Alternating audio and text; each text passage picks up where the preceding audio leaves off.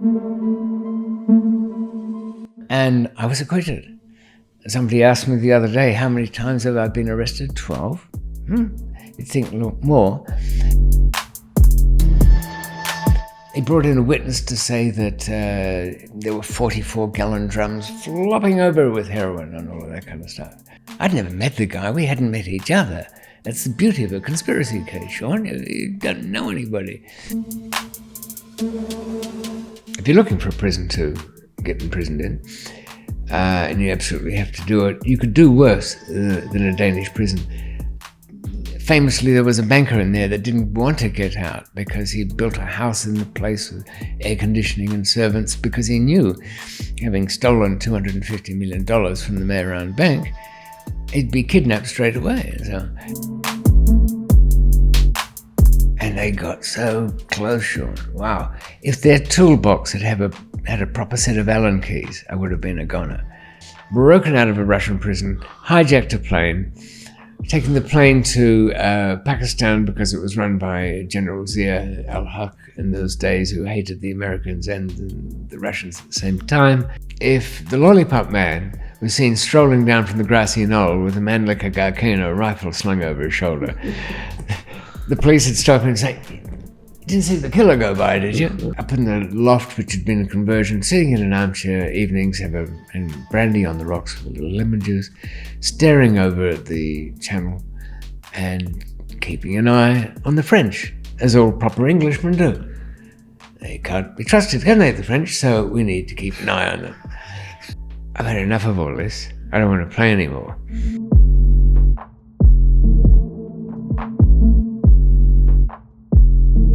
I've been over 30-something years in the trade, man and boy, and I'm taking quite a bit of precautions here.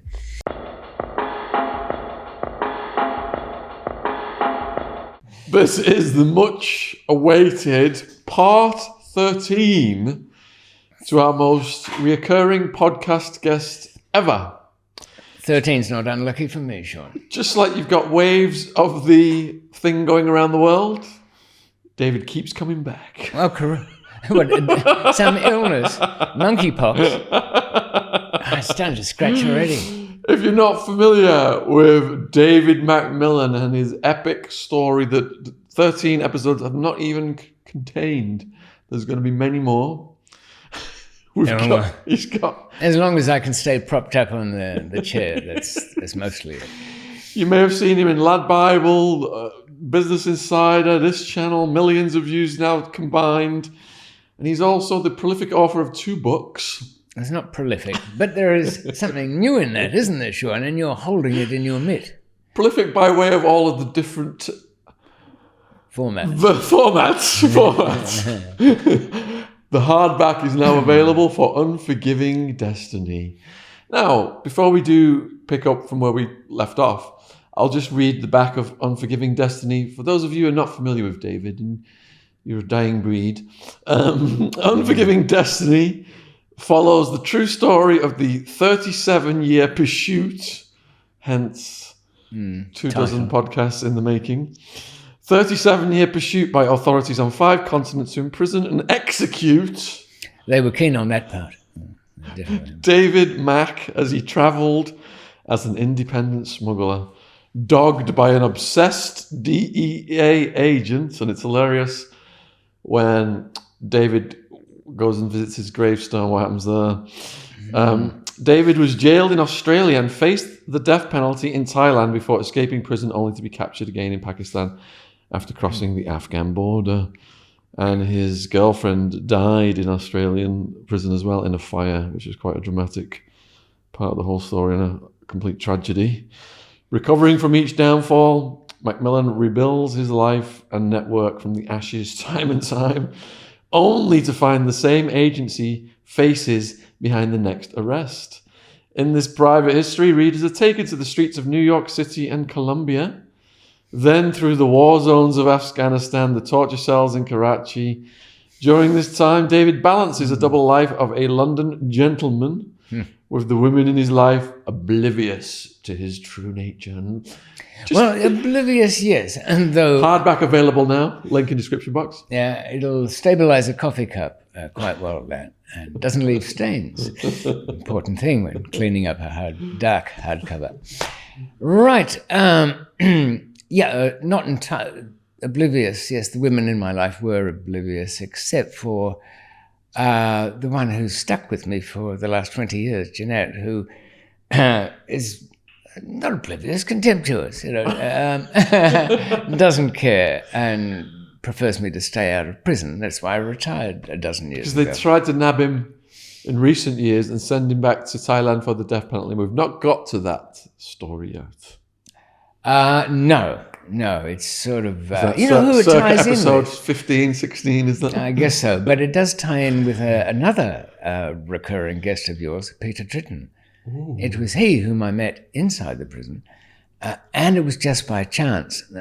Now, I know Kevin Bacon made a thing out of pointing out the 6 degrees of separation between everybody in the world. It only takes 6 steps to get from the Queen of England to a rice farmer in China, but within the criminal world, I think it's about 3.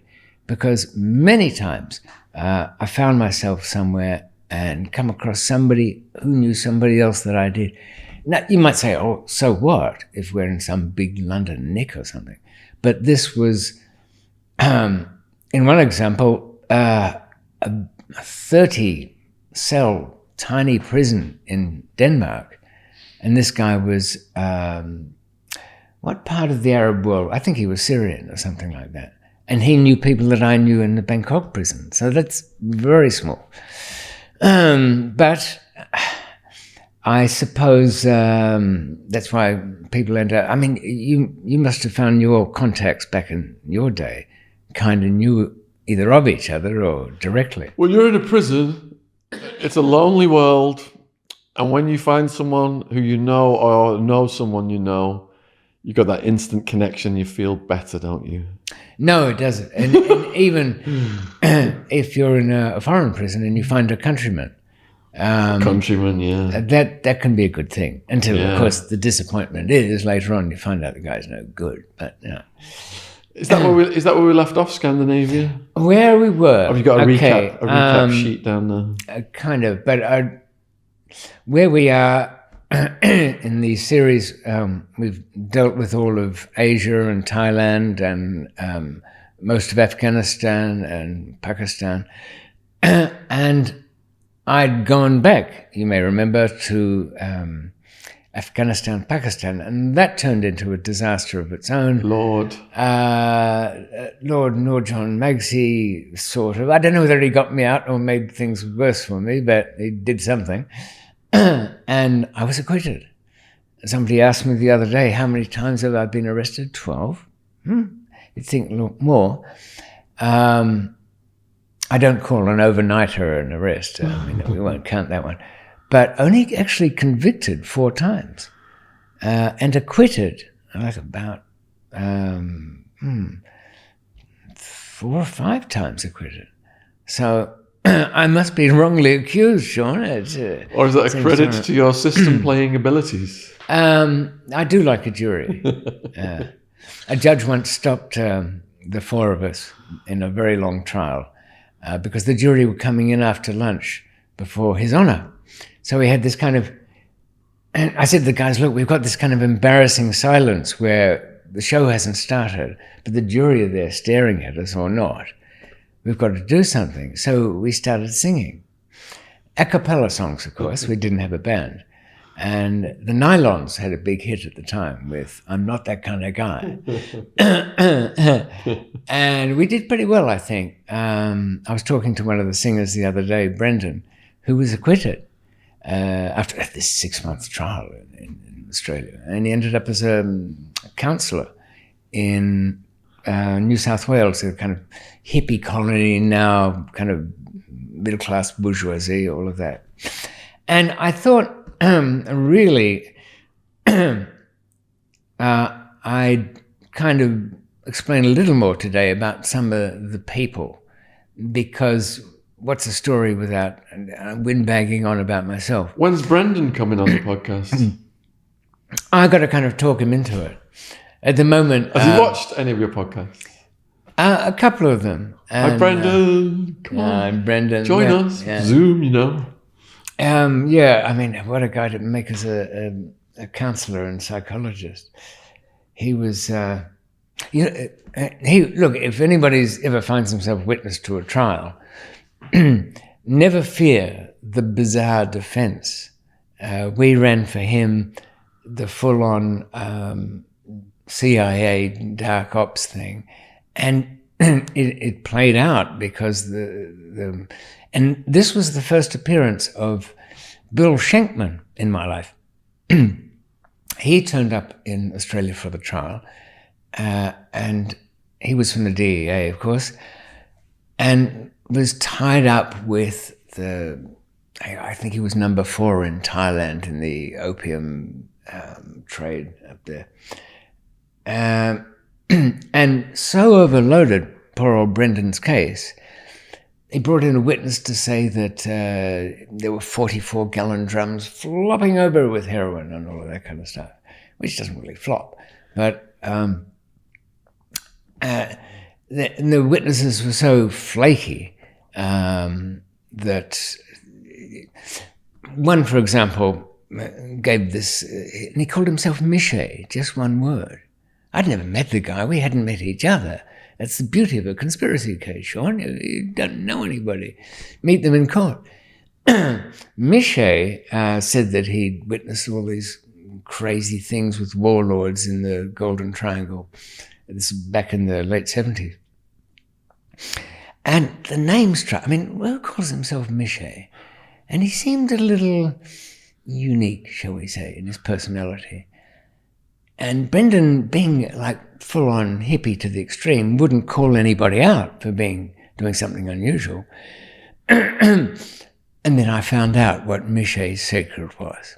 So his lawyer was able to say, after listening to the stream of accusations from Miche, Mr. Miche, back at the time, your appearance was somewhat different in those days, was it not? Huh? Well, the colour scheme, shall we say dress, does that ring anything? And of course, then he had to admit he was getting around Southeast Asia as a full-on cross-dressing drag queen. Did that harm Brendan's defence? I don't think it did. And when he was acquitted, he was so shocked. We had to push him out the door before he got arrested. But let's bring things back to date, shall we? All of that's behind me now. One sec, I'm just going to open that window over there. It's yes, if we're still filming, Sean's going to... there are fans of his clawing at the window. They've scaled up to the studio. Throw them a rope, why don't you? So, this whole episode in Pakistan was very draining. It took 2 years.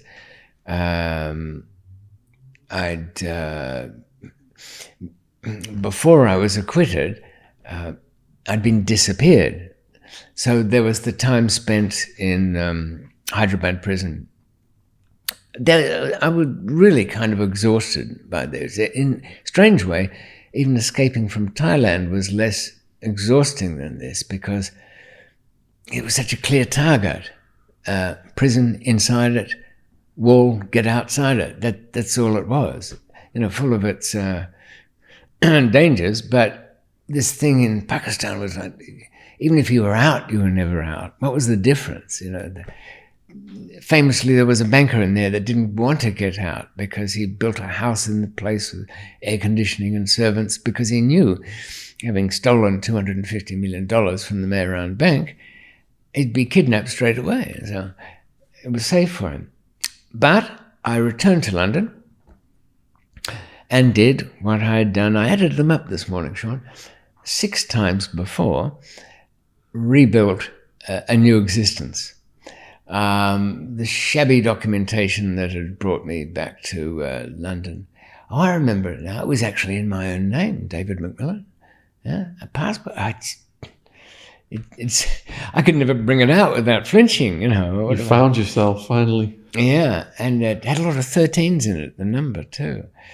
And very grudgingly issued by the some honorary consul in Karachi. They wanted to know why I wasn't at the airport in handcuffs being thrown out, because I'd been bailed out. I was running around Karachi, which was fun. As I say, all behind me, I rented 2 flats. One in Sloane Avenue, and that's Kensington, and another one across the road, which was like a studio apartment. Its virtue was, and the reason I'm mentioning it is because in setting up a life again, the old habits of protecting yourself stay there. So I'd have the one apartment which had 2 or 3 ways out, but the studio across the road I could get to in about 40 seconds, and that had an underground car park. It even had petrol bowsers down there, and made you drive in empty. And very confusing layout, which is great. Had you adopted the Colombian system of the caletas? Which is? Secreting yourself into the wall. Oh, yeah. Now I've kind of got a fear of, for another foreign word, oubliette, the French practice of throwing somebody down a tube in a dungeon, wedged in there, and that's it. Forget about it. Click. I can understand how that would work. I knew a builder once who would always construct the living, dining room, kitchen at odd angles, so it would leave a space in between. You could open up a panel and go into. But I'm glad you reminded me. I must, next renovation I do, I'm going to position myself one. And if you want to read more about Caletas, Son of the Cali Cartel, we've published the book. Check it out. Who's the son? William Rodriguez. Oh, that guy who's been speaking a bit about. But he speaks English quite well, doesn't he? You're thinking of Pablo Escobar's son. We've had him on. Maybe, yes, I probably This is the son. So the 2 brothers, the main brothers of the cartel, was Miguel and his brother. And they went to the feds, and then the son was running it. So William was running it. So he wrote a book called Son of the Cali Cartel, which we've just published in the English-speaking world. Yeah. Good move to make. Yeah. Always enjoy reading your South American stories. Well, they've got to correct Narcos and Netflix, haven't we? That's true. DEA, good old DEA being the heroes and all. Yeah, there's always another side to things, isn't there? So I have the 2 apartments, and don't get a car. It's never a good thing. All it is a mobile station for your opposition to keep track of your movements.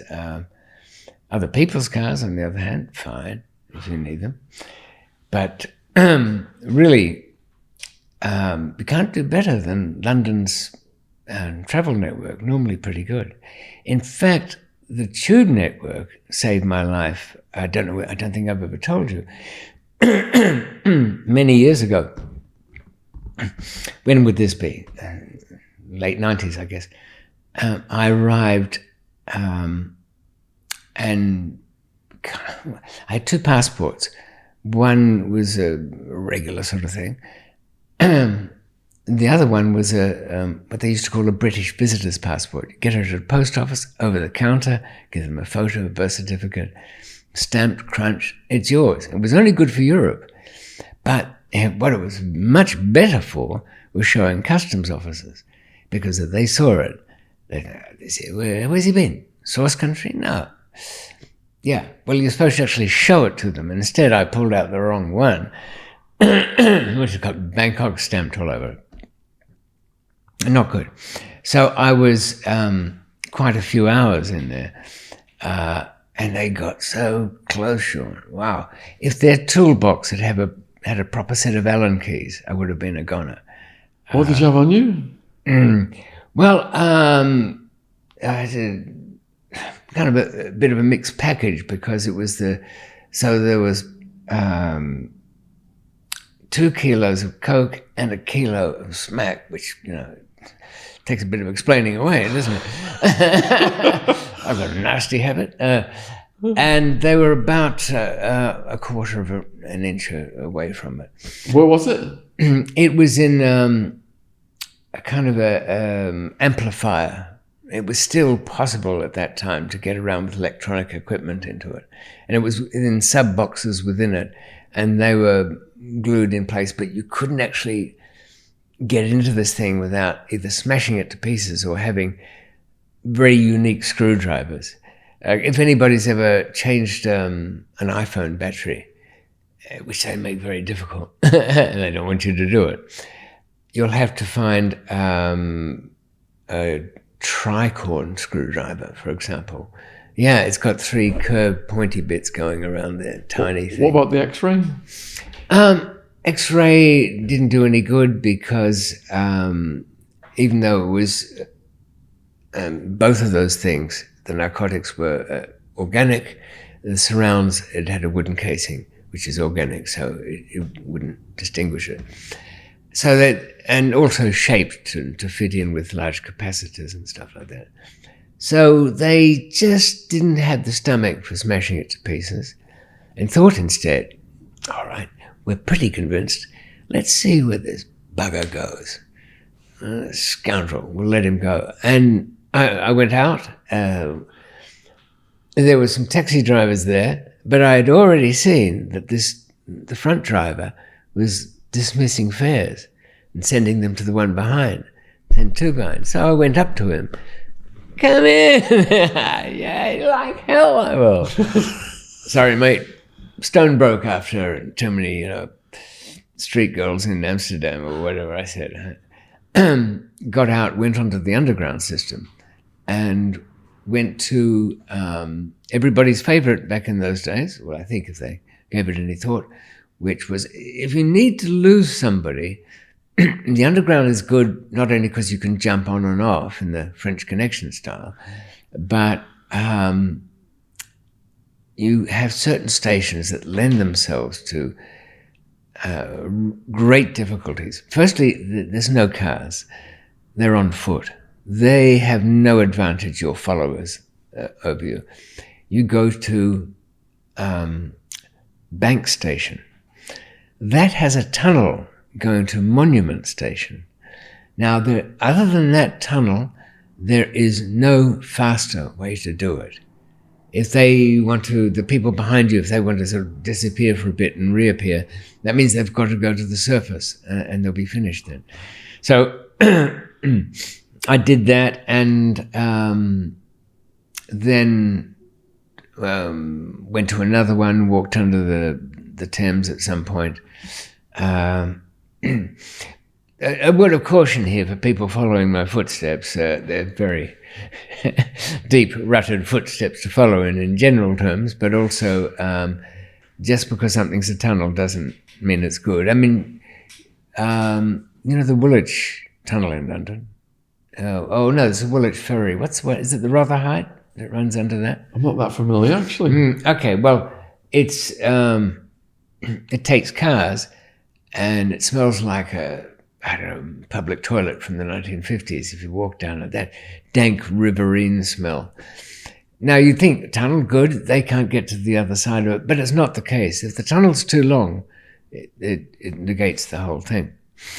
But anyway, those kind of days were behind me, I said. We're coming up to, after 2001, I've got my new place. I shouldn't be getting into too much trouble, should I? What's your cash position at this point? Well, it's kind of getting, it was good up until before I fell into a deep, dark hole in Pakistan. It was very good. I had a Muse house in Chelsea. I had 2 self-storage lockers around town, all flush with lever arch folders with different currencies inside them. In the Muse house, a lot of the walls in the stairway up and down had panels in them which you unscrew, and that was sort of my personal banking. And an account with a Spanish bank whose name I'll leave out of the story, that had goodly amount of money, you know. But did you say that was depleted during your incarcerations? No, I did what you shouldn't do. I mean, firstly, if you take a safety deposit box or you've got something buried somewhere, sensibly take it for a decade if you can possibly pay that far in advance, because you're not sending anybody there, because what will happen is what happened to me. You sent somebody. I sent somebody to the storage locker, and they had a good time. Yeah, they had a very good time. Oh.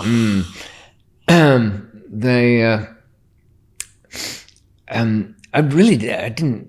Okay, the money was secondary there. I needed some documentation. I needed passports. I shouldn't have been panicking. You know, it's amazing what will just go away given enough time. I think the world of crime in general, and certainly smuggling in particular, is not for those who haven't got the patience to sit out 2 years. Now, you get to a certain point in your life, like my agedness, I haven't got 2 years to spare, you know. But, you know, panic, and there's no point to hiding something somewhere unless you're prepared to sit it out. But I didn't. So, was I in desperate need to do anything? Not initially. It wasn't too bad. There was a few bits of dregs, and I didn't really feel inclined, but I also got a little bored easily enough. So when I got a call from the wife of an old friend, Emil, who lives in Denmark, he'd done me a few favors. Then again, I'd done him some. He was, he got out of something that turned terrible, and then I'd helped him, but he'd helped me. But, you know, it sounded kind of intriguing. And these people were in Christiania. Now, for those who watched the 12, I think we spoke about it. But in essence, it's an old army barracks that was taken over, where are we, 2022, back in, might have even been as early as the late 60s, by a hippie commune. Full counterculture lifestyle, no rules. But you can imagine you don't have to go too far left on the political spectrum into where people say, we have no rules here. Everybody takes personal responsibility. There will soon enough be the most lengthy and specific rules listed, which there was there. They make quite a thing of eschewing hard drugs there, whatever that means. I think it's a bit like what it used to be for gays in the military. Don't talk about it, because a lot of them role players, and they had a bit of a fondness for the A-class drugs and higher. So, but it was a functioning little society by 2000. Was it legal? No. Did the Danish government tolerate it? More or less. It was a bit of a tourist draw. I think it may still be. Certainly then what's called Pusher Street, which is a kind of courtyard in the middle, had trailer caravans with drop-down signs. You know, that kind of place you might get a hot dog like that. And they'd sell varieties of hash from all over. Surprisingly, not much weed. I think it was so bulky they didn't bother. But there were backroom deals all over for that. There are two main ways in to this old army barracks from main doors, and a side entrance, which is the best one to take if you're planning a visit. You'll know it because they've got uniformed police around the front trying to put the frighteners on people. This side entrance has just one plainclothes spook car. It doesn't stop anybody from getting in. They're just kind of curious to know who it is. So you call in there. I went in disguised, not really, just one of those coats that you turn inside out, the hat that comes off, that kind of thing, and made my way to what would have been. It was 2 floors up on part of the old barracks. If I'd have been there back when the place first started, it probably would have been a pretty ramshackle dormitory, blankets on the floor, kids screaming, pooing in the corner, God knows what, cooking going on another. But years have gone by, and this sort of Christianian nobility gathering of 3, where I was invited, the place had been renovated slicker than a Thameside warehouse that you might find down in the Docklands in London.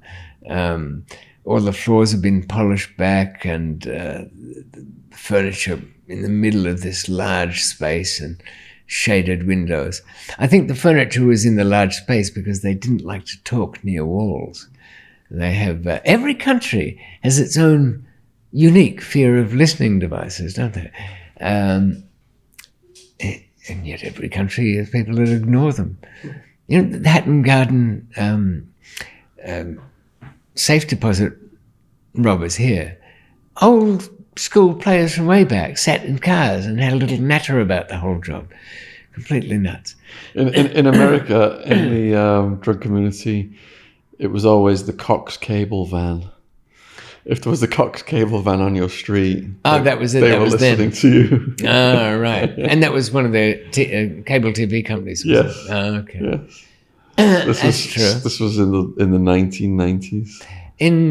When you were there, did they have this thing about if it's the federal cops, the antennas on the cars they use, they have a little pigtail antenna on the back? No, but they did have their own antennae rules. Ah, right. Of course, if they're doing deep surveillance, they'll just use regular cars and an old coat hanger for an antenna if it suits them. And they had their own window tinting rules as well. Really? Yeah. And still managed to get recorded. Really dark tints with multiple antennae. That's it. Oh, yeah.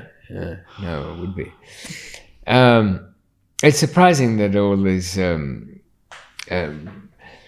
precautions are put about as though it's going to help, and yet people fall into something like the great EncroChat secure mobile phone thing, which was, well, it wasn't a complete Trojan horse. It wasn't like they set it up from the beginning, but it was put about as a secure phone device you could use. And it was kind of slick. It was a Google Pixel phone. Press a couple of buttons and it comes up as an ordinary Android. Yeah, sure, it was encrypted, but the server that was running it was in France somewhere, and the FBI managed to get into that, so they got everybody, like 6, 7, I think maybe more than 1,000 villains, all chatting away, and they only closed it down when some of them were getting kind of suspicious at the kind of pinpoint arrests. I mean, that's the thing. If you're on, let's put ourselves in the policeman's shoes, rather tight fit, but it's like when we cracked the codes and we let the ship sink. Exactly. Here's my drink. The Enigma code you're talking about, and so much information about where the German shipping is, you can, if you interfere with everything, they'd get suspicious. Why is it they knew? They must have cracked our codes. So you have to, keep your powder dry and then choose your moments, I guess, which is not very happy for the poor bastards. So David, what do you say to these young people out there who think that the police can't get anything from any electronic device? They think that they can't get it. Because it's encrypted. They think that a text message disappears or they delete it so the police can't retrieve it. Yeah.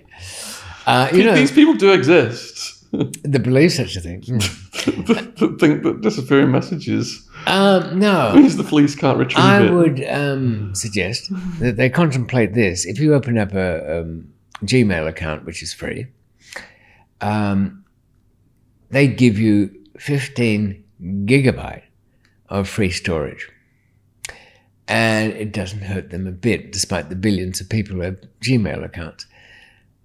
With that amount of storage, does anybody seriously think that anything gets deleted? If it goes into WhatsApp, it's there. All that the encryption means is that the people who eventually find a way to read your messages on the forces of law and order, and perhaps a rung above, the people who get into it might be at a higher level. But there is no better way if you want to keep something private than meeting in person. It's like having an extramarital affair. You keep off the phone for that one. It's all you can do. And if you're the kind that seems to somehow benefit from grubby little text messages between you and your new floozy, well, be prepared to answer in the court of the wife, which will be more harsh than any scales of justice you might find elsewhere. No, they wouldn't. But, and here's an example. When I'd returned back where we are in 2001, the numbers that I had, they weren't using any particular encryption. I was doing it in a rather old-fashioned way, you could say. It wouldn't look so now, by just opening a Gmail account, composing a draft letter, but never sending it, just keeping it in drafts. And that letter, the whole sheet of it would be the numbers. Some of the more important ones might have a simple code on it, but... Oddly enough, that was one of the methods the Cali cartel employed as well, was the old draft emails. Was it? Yes. You see, simple is best. Though I'm guessing that probably didn't come as inspiration from the top down. I'm thinking some of their nerd brigade probably did that one. I was pleased to see an old postbox that I had on the corner of South Kensington Station. It had a phone shop there, and they had a little row of hire-it-yourself postboxes, but nobody used them much. So the one I had, and I guess probably 100 other people had the same key to, was still there. It wasn't the mail that was in there. It was the false panel above the postbox that was held by magnets that you had to pull down with a stronger magnet. But I didn't really trust any of the documentation I had. In fact, it was the first experience I'd had of traveling under my own name. Not to be recommended, Sean, I can tell you. The Swiss stopped me a couple of times, and the Germans. Das ist last papers, all of that. I had, we should keep in mind, an Interpol blue notice. Not a red. A red means arrest on sight. The blue notice is detain and inquire and get what you can. Local address. It's stupid stuff. So I had a business card made up, which gave an address as the Wan Chai district in Hong Kong, which was still, and had not long passed back to China. And we know no good came of that. Why didn't we trust the Chinese? It's strange. Not much we can do these days, a bit of saber rattling, that's about it. That threat of giving 4 million Hong Kongers British passports is an empty one, so China doesn't care. So when I arrived in the renovated digs in Christiania, I was appraised of Emil's situation, and he was in prison. And it's very easy to get into a Danish prison. It's quite a struggle to get out of one until you're convicted. Once you say, sorry, I did it, all's forgiven. They more or less, even if they're planning on giving you some time, it's open prison, and they want you to go out every day and work. It's not like there's a real hardship. But if you're not admitting to your sinfulness, it's solitary confinement. So nobody could see Emil. Yes, if you wanted to visit somebody who was being held in custody, Was it visited at the jail? No. They had to go into the police station and you had to get permission from the cops to sit in the policeman's office and have a little natter, and you weren't allowed to talk about the case. So they'd tune in every so often, and no, maybe that, not that. So you had to talk in a very roundabout way for things. So there wasn't much information for Emil's his problems, except that this was the deal. It was 12 tons of hash from near where my old friends were in Baluchistan, but it came from further north and across the Afghan border, going by, well, of course, ship. And as soon as the guy, Per Mons, was the Danish guy who was in kind of charge of transportation. They do like their little sections there within that Scandinavian crook world.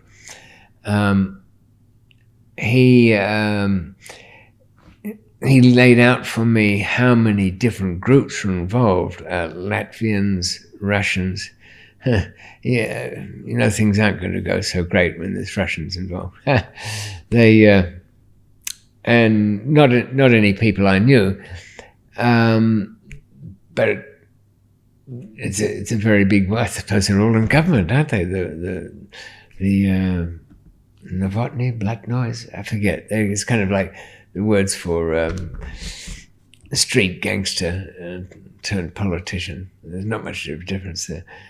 So the hash had been loaded onto the Kamadna, which was flying or running anyway, a UAE flag in the Gulf down in Gwadar. I knew of Gwadar because it's a dismal little port town. There's been talk for years and years of running a gas pipeline there. There's been talk of building it up into something. It could have been, had one of their prime ministers in Pakistan survived the gallows, which he did not.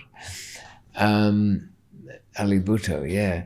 They hanged him before he could carry this out, but he's a bit of a drinker, careless.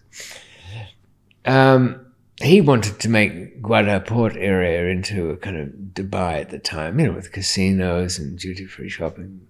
But instead, it remained just a grisly little place. And I'd looked at it before, you know, up to no good, thinking, what kind of goes from here? But my guide in these matters, His Lordship, John Magsy, said, no, you can't, they all know. Who knows? Everybody knows. So, you know, he'd pointed already out to me that the Pakistan Intelligence Service, the ISI, they had their noses to the ground down here. The two different intelligence services of the United States, including Navy intelligence, kept an eye on the place. It was very strategically located just near Socotra and the entrance to the Gulf and heading onto the Red Sea. So it struck me as not the greatest place to be loading up anything anyway. Nurjan said that if I wanted to run anything out of that part, it would be better to go up the coast and use the traditional Arabic ships like the dhows. You know, they've got a sail and they're quite small, and they have a motor, of course, but it's only a kind of a day and a half to get from there to Dubai, so you know it's quite close. Yeah, I mean, in a very blatant kind of bit of business, having your own boat there. Karachi Port was not so far away. They're open for business 24/7. If you wanted to have 12 tons of hash through there, I'm sure nobody would get too upset about it. They'd want you to pay them the courtesy of actually packing it in something that made it didn't reek to high heaven and rattle around in the... Watch our podcast with Chet Sandhu if you want to see what happens in Karachi. Yeah, he had... what was that hotel? Do you remember the name of that hotel? Was it the Avari? No. When we wake up in the morning, we get out of bed and we start our day with Koro Snacks. Koro is a healthy snacks brand focusing on bringing additive-free natural ingredients to their customers with fair prices in bulk packaging. They have everything from nut butters to free from baking ingredients to cooking essentials and, of course, the snacks. And the energy balls are delicious. They're my favourite, the salted pistachio. Ooh. Couldn't wait to have this morning. Let's see what this one tastes like. Cheers. Cheers. So what makes Coros special in comparison to others? Their bulk packaging allow them to offer their customers high quality products at a fair price. For a 5% discount on Coros products, use the code TRUECRIME with no space in between true and crime. The link to Coros online shop is in the description box on YouTube. Thanks for supporting our sponsor. Okay. When the police chief came, that's where you hooked up with the police chief. With the police chief was going with the girls. Well, they got the Hyatt. The madame, and Oh, really? what was it called? Hyatt, Marriott, and Pearl Continental, maybe. That's known for... This had some dodgy name, this one. Oh, what, he went to some dive. Oh, It was like... Hotel Bust Me. Well, the police chief went there to go with the working girls. women. Oh, right. And that's how Chet got the protection of the police chief. That's how he met him. And when Chet got pulled over by the military or something, he had the police chief's card and he gave him. And that's how he got out of trouble.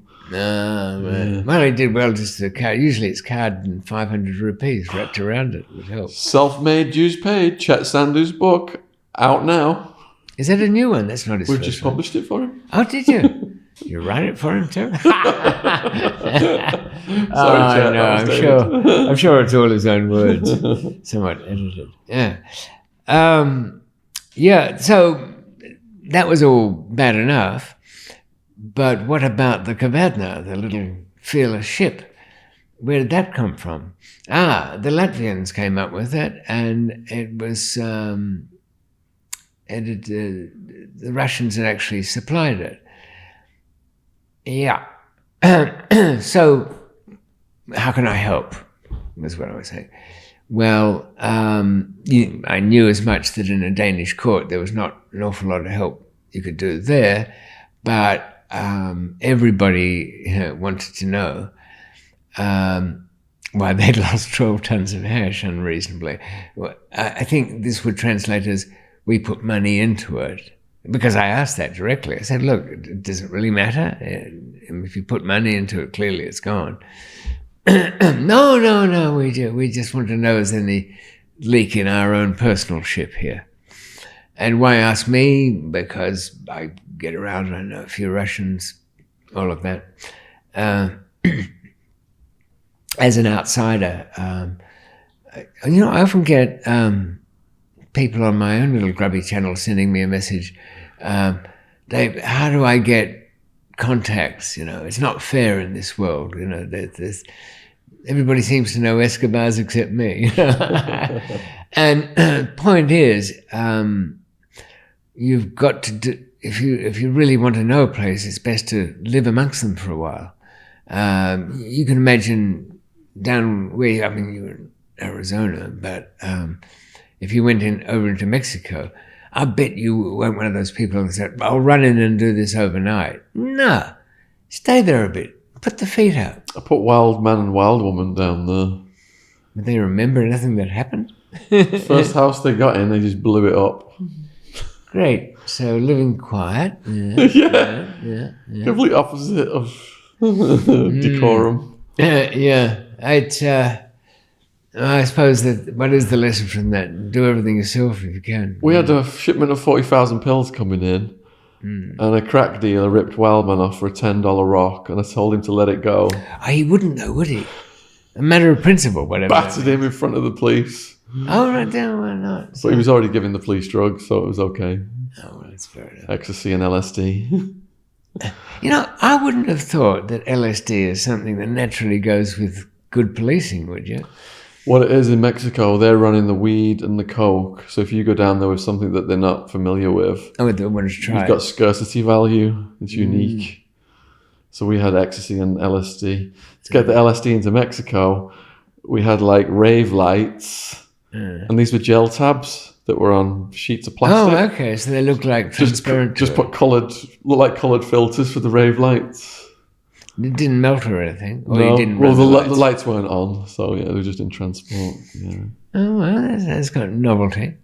Hope it wouldn't wrap your sandwich up in some of that plastic It'd be and munch into the end of it. Perma-fried. Even a little strip from the end of the gel tab. My friend asked Joey, he loved it. He would do loads. But he was found dead in his swimming pool at one point, so... I was going to say, though they say an overdose of LSD doesn't kill you, you've seen the way people behave. You'll be permanently looking for Cox cable vans with double aerial antennae. Yeah, a bit of rewiring gets done. Dark tinted windows for the rest of your life. I think that because certainly from my own experience, only the first few tabs ever seemed to work, with the light show and everything. And never after that. It was just sort of kind of dismally speedy. But so it does seem to do a bit of rewiring. But anyway, there was a fee involved in all of this. So, and there was one other thing to do for my friend. He had a storage room. Now, in London, a lot of people use self-storage lockers, which come either room size or even like cabinet size. But in Scandinavia, there's not an awful lot of those, never has been. And certainly in Denmark, I think there were only 3. One you wouldn't use because some Nazi used to run it. And, he was always on at the police. And maybe that was the one to use because the police were so sick of him ringing. I've discovered something very unique here, And the one Emil used was a kind of newish one. But it had a few features that were not to be liked. So I asked if there was anything important or damaging, and there was a kind of a ledger there that had to be removed. It could have been explained away, but you'd rather not. So how do you get into somebody else's storage locker when it's not your locker, it's not your name, and they take a passport photo of the thing when you get the place? So of course the name of the passport's never your own, but nonetheless there's something resembling a photo there. The only way to do it, now Emil used what you do in these situations, combination lock, so I had the number. And I rented my own, fairly close to his, because the guy showed me around and said, we've got this empty. I kind of like that one, but it's the same as the one. No, I kind of like that one. So I rented that one. Then when it was more or less after hours, went in there, opened mine up, fooled around. Could have been on camera, but it just wasn't busy enough that they'd be interested. Got in there. What did Emil have? He had a pile of old junk mostly. Some paintings that he liked to collect, a couple of antique bits of furniture. I'm tapping the furniture, you know what I mean, listening for that telltale thunk as opposed to the doing. I don't want any thunks because I didn't really sign on for, handling dangerous goods. But I moved anything that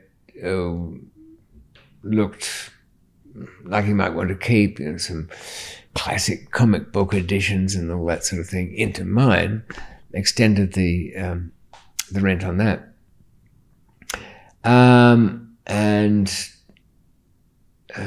So there was nothing that seemed to me of danger. There was one thing that I had to dig out. There was a camera with an SD card in it, and so I took that because somebody had mentioned something about pictures were taken. And the rest, the comic books and the paintings, I left in their cardboard boxes and put them in there. So that was out of the way. looked on the SD card, and there were some pictures of the Gondwana, the ship. Now, when you look at a picture on your laptop of a picture file, you've got all sorts of adjustment things that are right at your side. So I was kind of fiddling around with the saturation and the hue and everything to look at the background of this port where it was. It was someplace, Klaipeda. It's near Kaliningrad. That's that bit of Russia that sticks out into the Baltic Seas and whatnot. And what was odd about the picture of the ship was only that the paintwork was a bit fresh. So I thought, it's just an artifact of how I'm viewing it on there. I can't see them bothering to change the paintwork on it. But when I adjusted up really increased the saturation, where the name of the ship was, the K was overwritten on something. And I could only just make out ANTO something or other, jumble. So I went to, I ended up, about a week before I was going back to London, went to Moscow, met a couple of my old pals. I guess they were old pals. I mean, they were from the Pakistan era, and had been sent back to Russia, initially to prisons. Now, these were the bunch of guys I told you about who'd broken out of a Russian prison, hijacked a plane, taken the plane to Pakistan because it was run by General Zia al-Haq in those days, who hated the Americans and the Russians at the same time, thought they'd be safe in doing so. I mean, they were not, this sounds like they're going to be really sophisticated guys, but they weren't. They just knew plane gets in the air, get out of town. So they'd spent about 10 years there in fairly ruthless circumstances. Surprised they're still alive at this point of the story. Well, didn't they get like the bones broken and tortured at one point? In Pakistan, yeah. Not really bones broken, but they certainly got beaten a lot, and they ended up sewing their lips together to avoid the force feeding from hunger strikes and all of that. But these guys are still going. I Maybe was limping a bit and stuff. keeping track of them through Tatiana, the girl who was not just translator, but she was over in the Pakistan prison as well. She'd been sent by her Nigerian boyfriend that she'd met in Moscow or down in Krasnodar. Flashbacks now. What was the name of the Russian, the boss? Andreas. Andreas. I was going to say Andreas.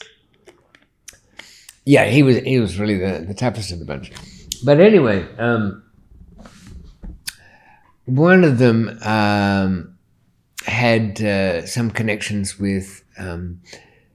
He knew where to find them anyway. The ones who worked out of the Black Sea and all around there, smuggling cigarettes about. And it was true enough that this boat had a history as the Antonis before it was the Gondwana. And so the reason that it was explained away to the Danish backers, and there was one English-Pakistani guy involved in this as a bargain, was that it was red hot as the Antonis. It had been busted taking cigarettes about a couple of times and seized, then stolen out of where it was seized from, and hence the phony name change. But Basha, whom I contacted in Dubai, had a look at the registry and said that the fees hadn't been paid lately or ever, and it's still owed for some refueling or something. So really every flagging, attention-making thing possible had been connected with this boat. Plus, the Latvian guys had a pretty cavalier attitude to how they used the telephones. So it wasn't really a matter of who, where the leak was or what. It was a matter of which agency you're trying to keep out of it. That boat got loaded up, seemingly with everybody's knowledge, down in Quetta.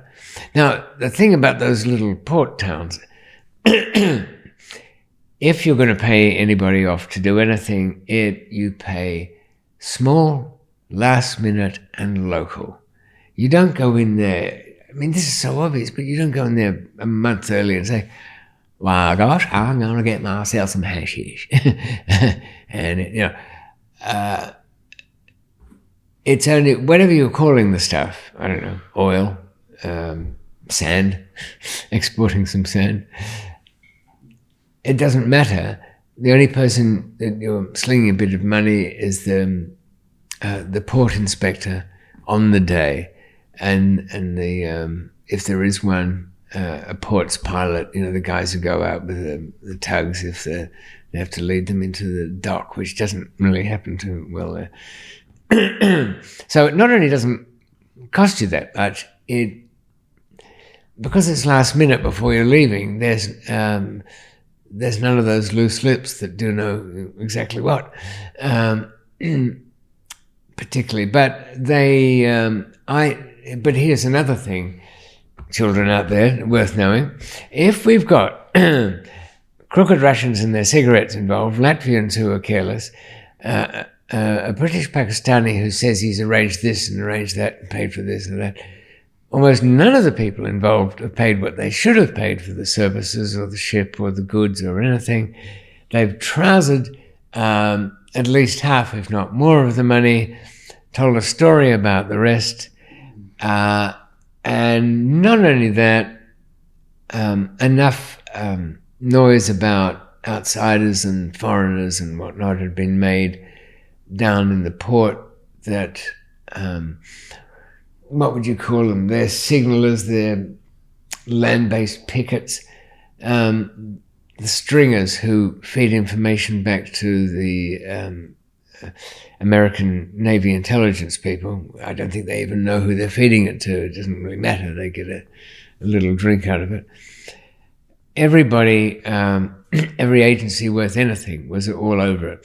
At first, the Americans thought that, is this some explosives-laden ship heading towards the Gulf to ram them? And it was not long after the USS Cole had been steamed into by some, were they Zodiacs? I know they were small craft anyway, loaded with explosives in a kind of kamikaze by boat operation. They were kamikazes by boat, weren't they? Submarine riders in the Japanese Navy who guided them. I mean, they were supposed to get off in the last 10 feet, but what difference does that make? Not much. So it was not really... and the thing, when the boat they let it get as far as go through Dubai and then pass into the Mediterranean and up. But by the time it came out of the Mediterranean, it was a matter of drawing straws as to which agencies were going to get it. The ones who put in a bit of work, I think the French were in, but they got out. The British didn't care. They only had one of their nationals to concern them with. They could arrest him any old time. So the Danes, well, you could say all of Scandinavia won because the Swedes got involved as well. They intercepted it there, and then all players were very sad. Nobody was arrested. No one was arrested immediately, apart from the crew, of course, who didn't know anything. Mostly Pakistanis, actually. Boat seized, put up into available for viewing for those who cared one way or another.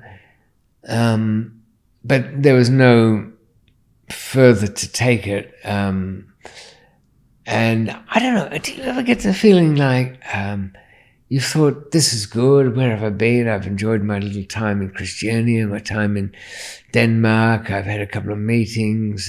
Florence, who was, she was now my kind of go-between for information. I wasn't going to go back into Christiania any more than I had to. If you're kind of regularly going in there and staying at hotels, it's no good. I'd met her a couple of times and didn't have any sense that there was anything around me. A good spot was it's a very old National Theatre in a big square in Copenhagen. It means anybody who's following you has got to walk over a big open pathway. But I mean, I always knew that it was a somewhat risky thing there, because if you get, I didn't want to get drawn into that case, even though that case was over. So I said to Florence, look, they said, oh, you've got a bit of a fee, just come into Christiania and pick it up. Leave it for Emil. When he gets out of all this, he'll need it more than I do. Mostly, I just didn't want to go back in there. And I gave them the details about, oh yeah, I had one more thing to do. One more thing to do, yeah. I'm getting a little, yes, no, I'd finished with her, left, went back to London to get another place. I just, the Sloane Avenue one wasn't so good. You know, I was going to the Iranian expats they've got a lot of property down that way. After the Shah of Persia was chased out and Khomeini came in, a lot of wealthy Iranians ended up in London, and they bought a lot of properties down in Edgware Road, and they socked away a bit of money. But they'd always maintained a kind of quiet existence. So if you knew a couple of the estate agents amongst the Iranians, and they sort of knew you could go there and, I need this kind of apartment. There wouldn't be an awful lot of fuss. I mean, you're paying 12 months in advance anyway, so what's to lose? They didn't even ask for references, really. I mean, you mumble them anyway. Yeah, I remember I rented off you before. Sure you did. Yeah, I bet you did. And at the time, Jeanette was back from over there, and I was tying a knot in the thing with Eloise, because I just, you know, I'd always been a little bit unlucky. If people had, if I got tied down to earthly things, then, and commitments to people, it would all blow up. Something would happen, guaranteed to take it. What does it mean? Do you think we take our eye off the ball when we've got a hat in the ring, a personal interest, a girlfriend to save, or a relationship to nurture? Maybe. But I think as far as the fates are concerned, when you've got nothing to lose and don't care, you protect it. The moment you've got something valuable in your life, even if it's just parental, you last said to your mum and dad, no, I'll be back in time for Christmas. Yeah, just shot yourself in the foot, haven't you? Christmas, what year?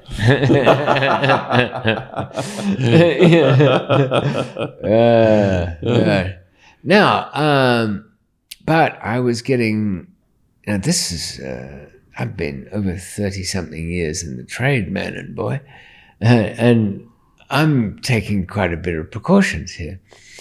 In the lockers I just opened up,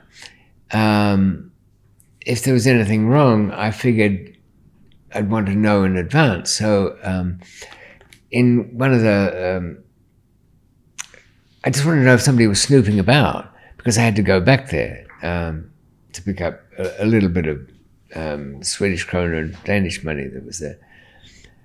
I'd put in, I think you'd probably buy such a thing now. But anyway, this was homemade out of some parts from Tottenham Court Road. They've got some electronic shops you can get most things. What it was simply a passive infrared sensor for the locker, or it's like a little room. When that's triggered, it closes the circuit, it switches on the auto dialer. The auto dialer makes a telephone call through to a pager in the UK. And the pager just goes off. And I looked at the thing, it's still working. It was from a company called Parrot. They had these pagers. And they're now you'd think, wouldn't you? Who would want a pager these days? Yeah, phones everywhere. They do everything you want. You want a message? Fine. You want it to go off at a particular time? Fine. Auto dial? Fine. All of that. A simple pager that just accepts any incoming call to its number, it will notify you. Who would want such a thing? Well, ask the customers on eBay who shell out £500 for any of those because they've maintained the network. Because how do they pay for themselves? You've got no contract, no nothing. But to call any of the pager numbers, it's like 75p per minute. So it's very expensive. That's how they make it on the surcharge calling fees, even though these pagers were sold years and years ago. Wow. I know. I thought old pages were obsolete these days. No, there's among the cognoscenti of spookery, they have to have a telephone number that can be called by anybody and then have that trigger a remote device. You know why it sails above? Sure, you can get a cell phone to do all the same things. But what does a pager not have that a mobile does? Mobile has IMEI number. You know, it has an identifying computer in there. Any mobile phone is effectively like using a computer from somewhere.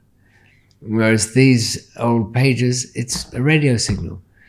It just goes out, beamed across the country from some lonely, dusty, cobwebbed transmitters. You're bringing back all of our pager codes now. So if there was an 88, someone wanted an 8 ball of something. Or 666. There's a problem. There's a problem. I use 666 too. Yeah. And it doesn't need any explanation. A room full of people hearing a pager go off and looking at the screen and seeing 666s would all scatter like startled gazelles on the African Serengeti plain. Out on the streets looking for Cox cable vans with tinted windows. So I left on a Saturday morning to head back for a quick trip to Copenhagen. Should be back by evening. And left the flat in Sloane Square, closed the door, went downstairs. About the time I stepped into the black taxi, if you'd have been a ghost sitting in my small Sloane Square apartment living room, sitting there, listening to the breeze blow, you would have seen on a ledge where there was a large kind of fake ashtray that held keys and bits and pieces.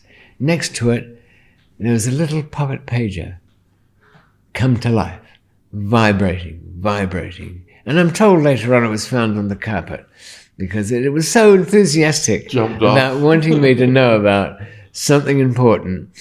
It had hit the carpet.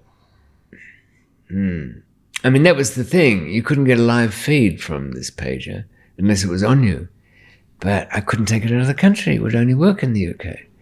It wasn't that slick. I don't know whether there ever was an international pocket pager. Maybe. But I doubt it, because it needs a transmitter in country. So I went about my lawful business in Denmark for the day and called in at the... Now, there is no, I swear, as far as I know, there are no drugs in this storage place. Not Emil's, not mine. There's a bit of money. There's this stupid comic book collection. I've got rid of the tick sheet. The SD card's gone. The picture's You've knocked gone. on the furniture. Yeah, oh yeah. And I've left that back in his original one. I didn't take that with me into my new one. I don't know what's been done to that wood. Hope you're enjoying this podcast. There's a word from our sponsor, Rocket Money.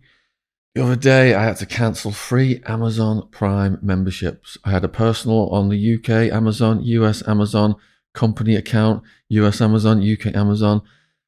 Do you understand how hard it is to cancel these bloody things? That's why Rocket Money makes these things so much easier, formerly known as Truebill.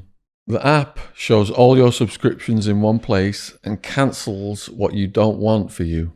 Rocket Money can even find subscriptions you didn't know you were paying for. Just like with me, with my 4 Amazon Prime memberships, you may find out you've been at least double charged for a subscription. To cancel a subscription, all you've got to do is press cancel and Rocket Money takes care of the rest. Get rid of useless subscriptions with Rocket Money now. Go to rocketmoney.com/Sean, SHAUN. Seriously, it could save you hundreds per year. That's rocketmoney.com/Sean, SHAUN.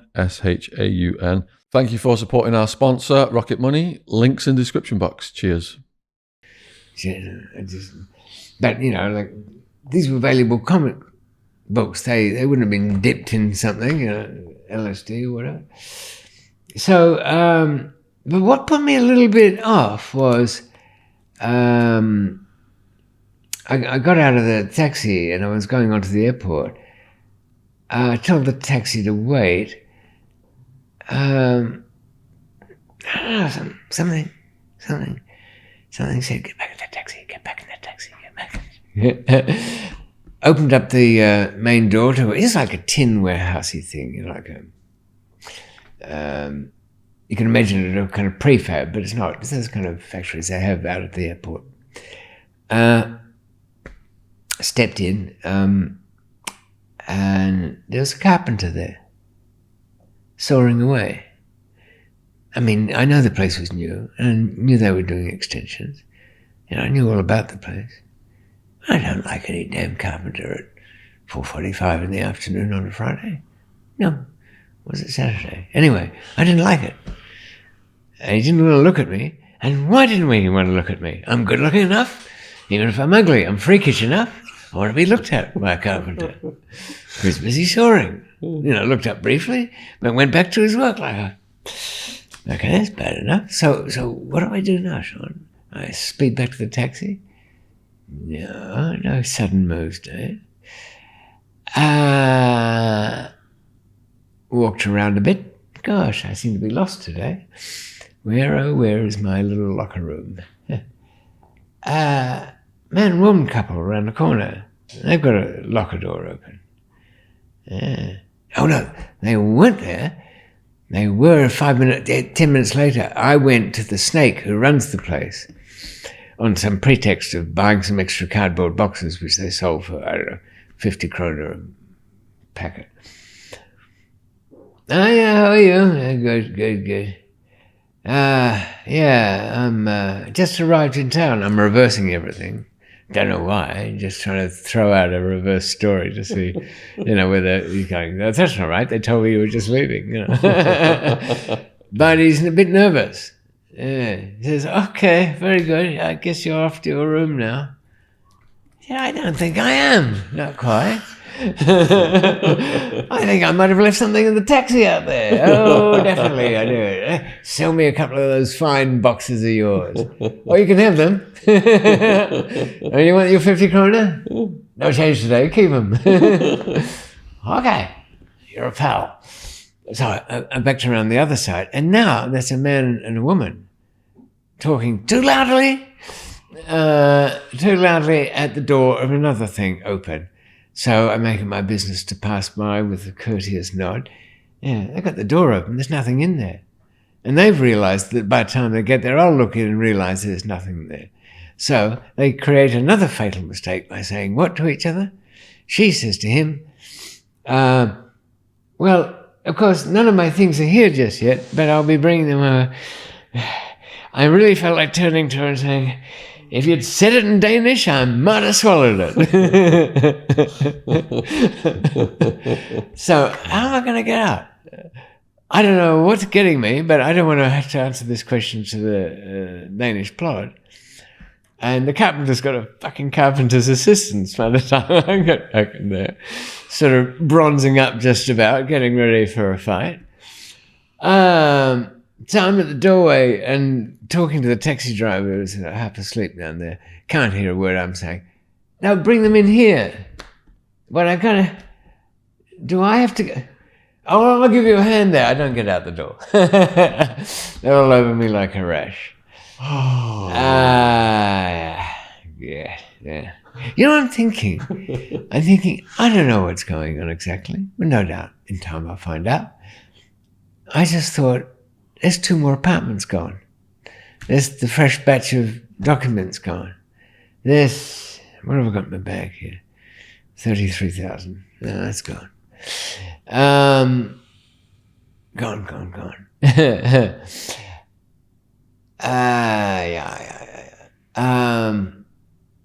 And you know what by the time I was kind of tired by then, because you're not going anywhere, nothing's happening. And I'm sorry, I can't be bothered talking to them. Normally, out of politeness to arresting officers, I'll, say hello, how you doing? Have a nice surveillance. I hope it wasn't too boring for you and all of that. But I just can't be bothered. And at least they're not speaking English to me anymore. They're talking amongst themselves and saying, oh yeah, we've got a right gangster here. He's not saying a word.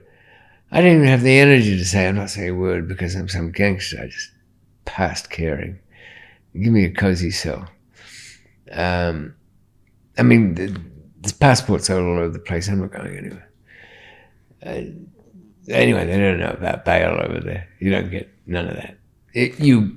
There is such a thing after 3 months, and 3 months in isolation, because as I mentioned, at the top of the hour, the top of the program, but didn't put anybody off. Who get until your case is over with. That's all you're held.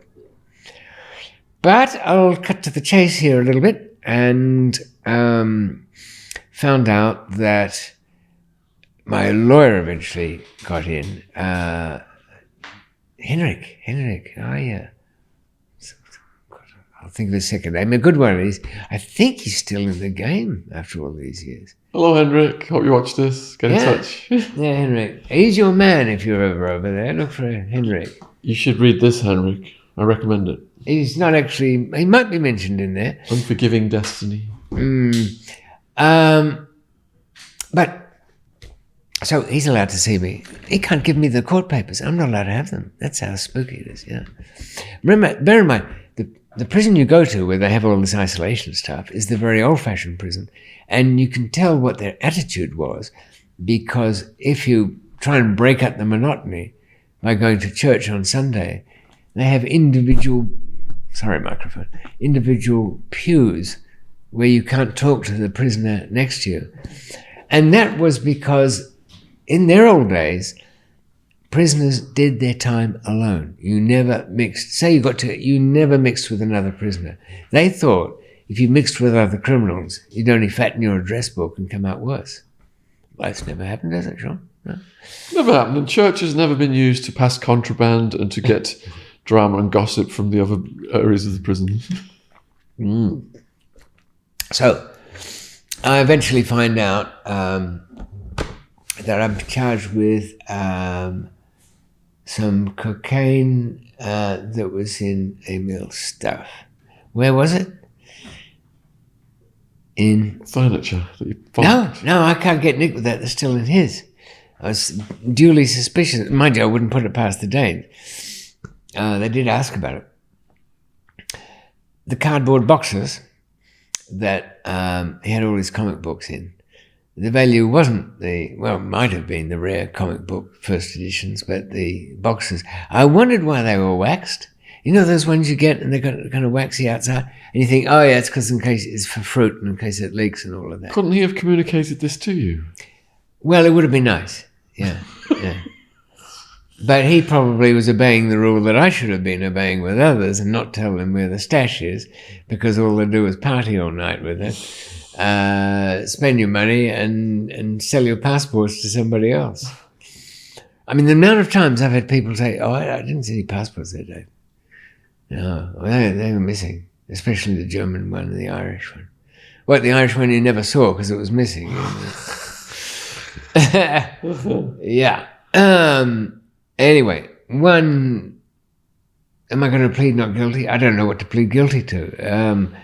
So Henrik says,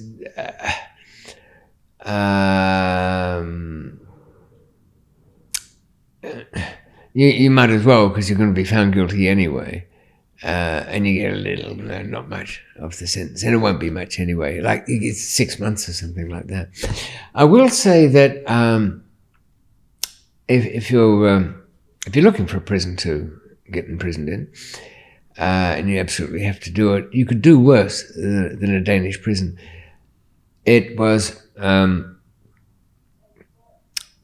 I did have to have one of those policeman's visits with a friend who came in. I can't remember what his code name is. I think he's dead. I can call him Mark. You know what he died from? Carelessness. I call it a sporting accident. Yeah, drugs he didn't check out. Took a skinful. Had a drink on top of it. Handful of pills. He and his girlfriend were found dead, naked, in a hotel room in Aarhus in Sweden. Both of them were dead. Both of them, yeah. That's how. I knew what that stuff was. It had been laced with what's mean green called? Is it chlorpromazine? You know that stuff that used to be called the liquid kosh that they'd given nut houses. I'm not sure what's in that. Massively powerful tranquilizer, like. Yeah. It had been put in there to make it seem stronger, and they told me, the creeps who did it, that it wasn't meant to go that way. It was for the African market or something like that. Oh, well. Yeah, and it was African selling in the African market, so I don't know how many they lost. Maybe they're sterner stuff. I don't know. But anyway, Mark and girlfriend. His wife wasn't too happy when she got the news. Your husband's been found dead and naked. Oh, tragedy. In the saddle? Propped up on the headboard with the TV remote in hand. Must have been strong stuff. Yeah. What were the pills? They were... none of these things would actually kill you outright. But, you can't have 45 beers and Valium and smoke a couple of lines of brown and a sniff of Charlie. You can't do all that at the same day. Tempting the Grim Reaper there. And have the liquid kosh liberally sprinkled over everything. You can see it. You can smell it. It's green tinge. Beware. On anything, I think, isn't it? Green tinged people. Keep away from them. Green genitals, don't want to have anything to do with that. No. Is that a symptom of monkeypox? Green genitalia? I don't know. Doesn't look good. So, anyway, let's not dwell in prison any longer than necessary. Kind of all right. I sort of went into overdrive, and they didn't bother. I mean, the regulars there. There's two banditos and Hells Angels among the biker groups in Denmark, and they're fiercely competitive. But they're very nice guys, and certainly fine in the Danish prison. But they tend to be in the closed prison because they're tagged as sometimes kill each other. They've been having wars recently, haven't they? All kinds of military they were warring equipment. back then. A friend of mine who was involved in it, he joined up, and he was a probationer and had to shoot somebody in the head. Got rocket-propelled grenade launchers and attacks and everything there. No, they take it kind of serious. Odd thing is, it's a small country, 6 million people. And you get that with smaller places. When they adopt something that seems to have a code and a uniform and a way of doing things, they do it a bit more serious than, say, the American Hells Angels, who'd be kind of a bit relaxed and, in their own way. R.I.P. Sonny Barger. Yeah. Oh, yeah. That goes back, doesn't it? God. Mind you, people who take speed as a drug are likely to be a bit stressed out, aren't they? Yeah. gutter drugs, as we used to call them. Anyway, I had, within a few months, an office in the place of my employer, which was in the electrical warehouse within the prison. Nice comfy office chair, a little laptop. We'd built with a South African guy that I'd met in there, Afrikaner. He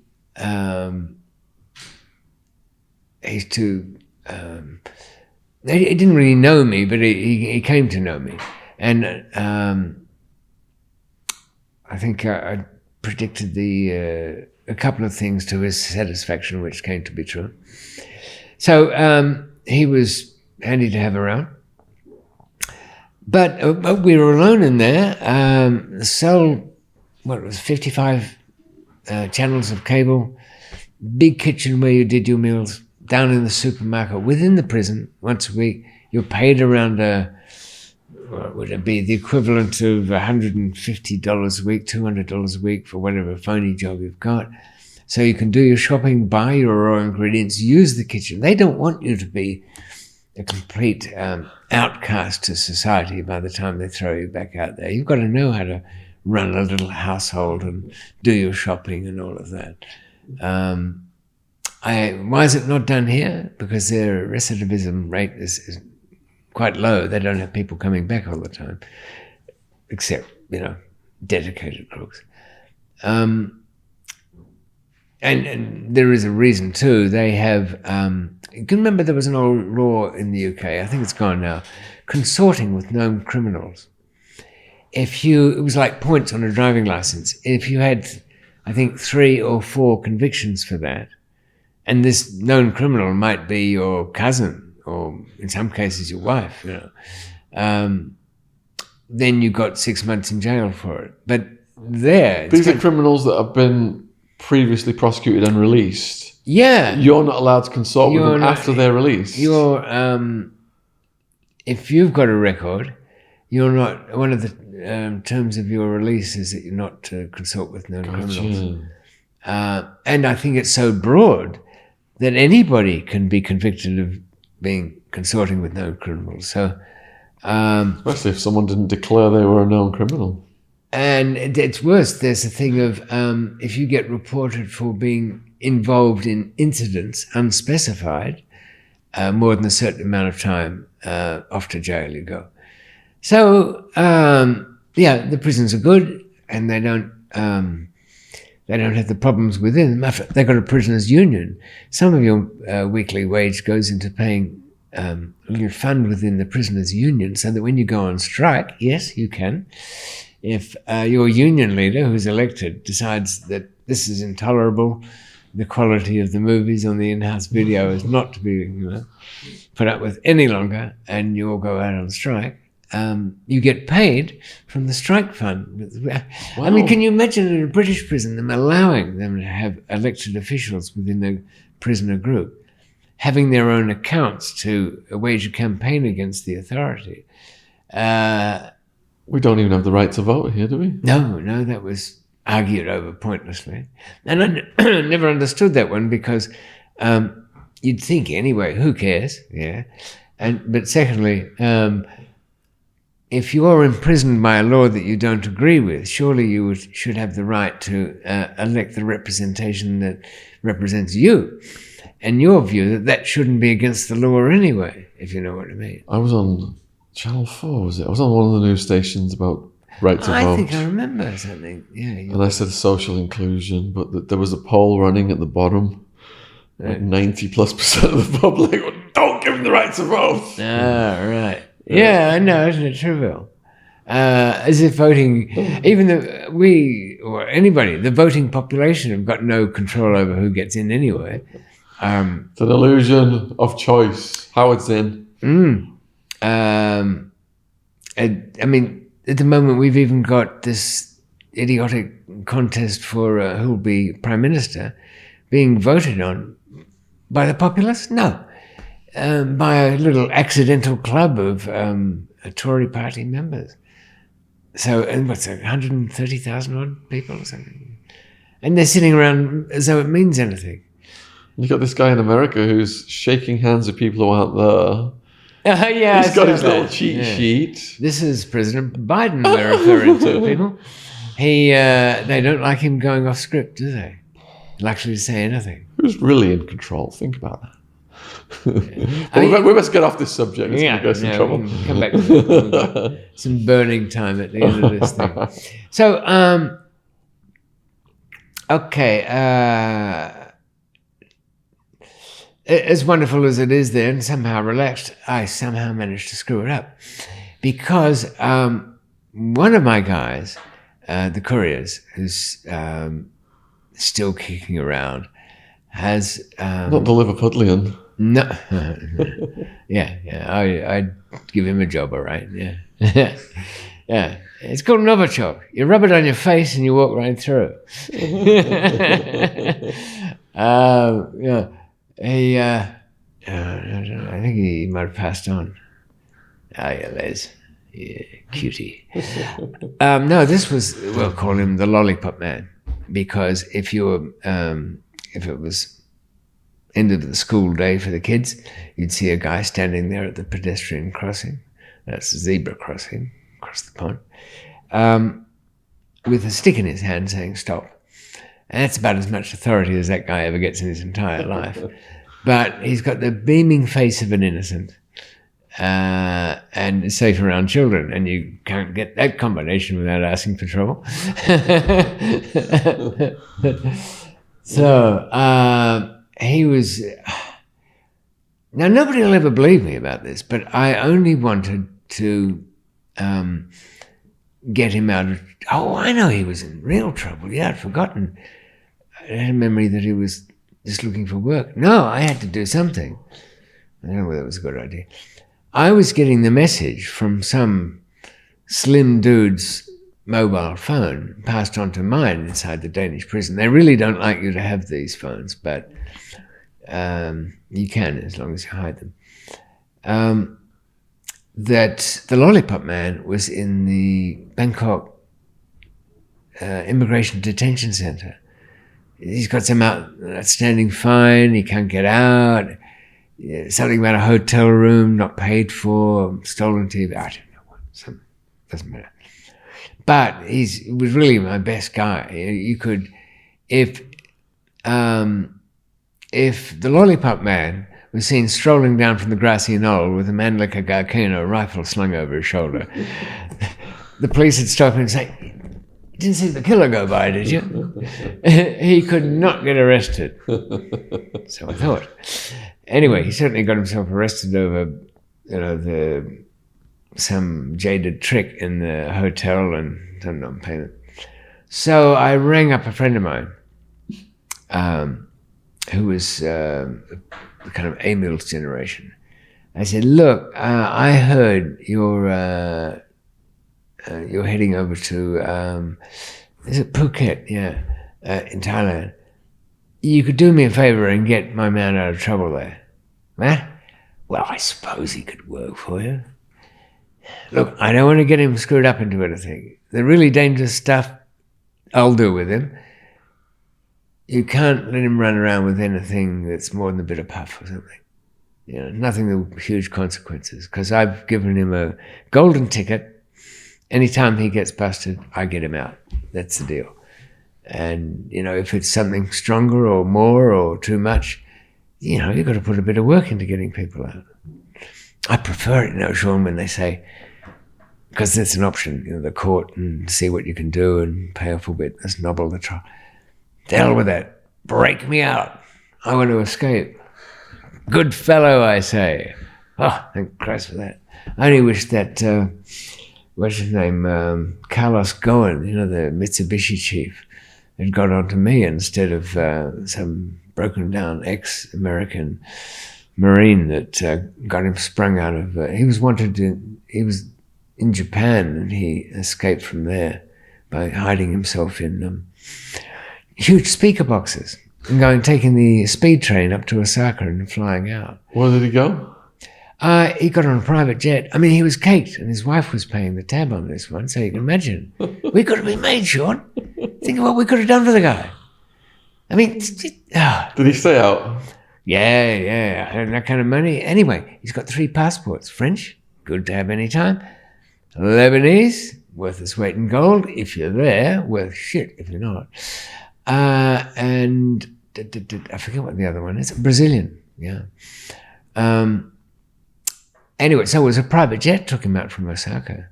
And I think it stopped in Istanbul or Ankara, yeah. Refueled and went on to Beirut. I even went on television and said, look, I was getting railroaded in Japan, and it's true, 99% conviction rate there.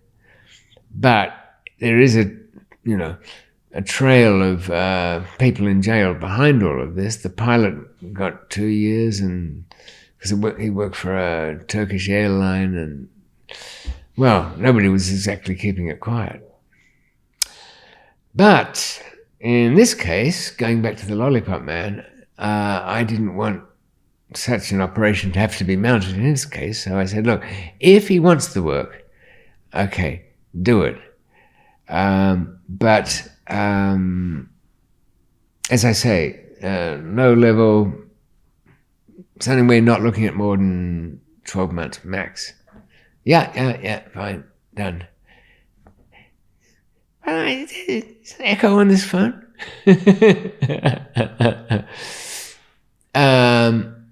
Because the other thing that I found in my search of all Emil's papers was this guy's number.